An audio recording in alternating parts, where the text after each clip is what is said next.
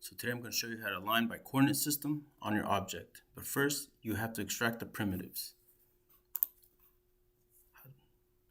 The top left area, click on extract primitives. You have this window opening up.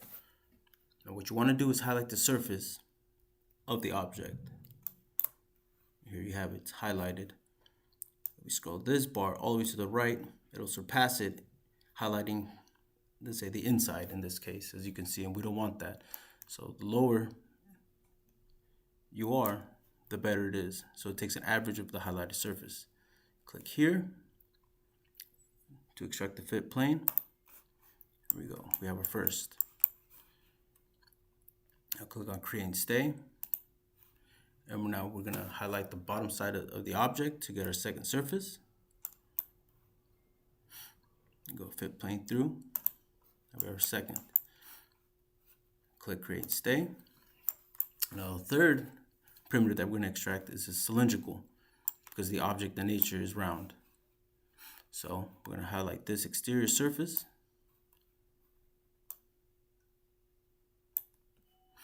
And we're going to extract the cylinder. Once we're done, we'll hit create. As you can see, we've extracted our primitives first, and now we're ready to move on to get in the coordinate system.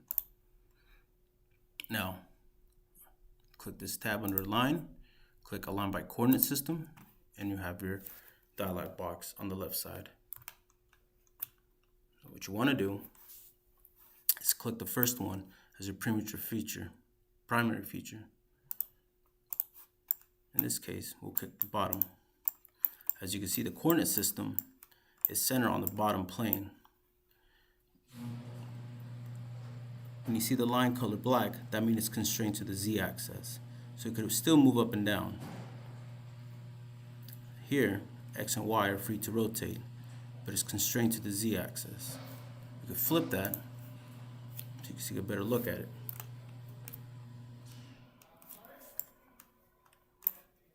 Now we're going to click the side plane to better align the coordinate system. There you have it. So now it's constrained to the y-axis and z-axis, and the x-axis is still free to float. So we're going to click on the cylinder. Now it's constrained on all three when it's highlighted in black. And it says fully defined as well. But as you can see, coordinate system, it's centered to the object itself. Let's say you want the coordinate system in the middle of the system, middle of the object. You would just simply click reset. And now let's click on the cylinder, and now the origin, it's centered to the axis of it.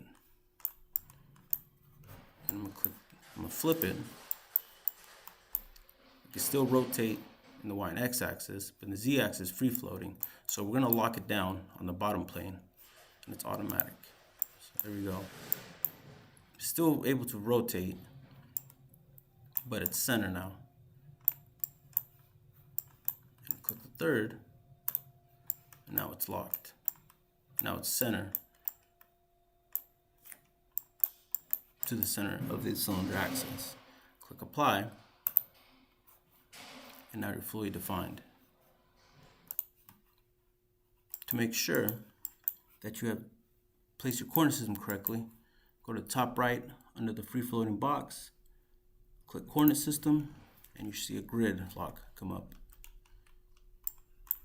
Take a look at it, and if you place your coordinate system correctly, this would indicate it as well. Click isometric view as well.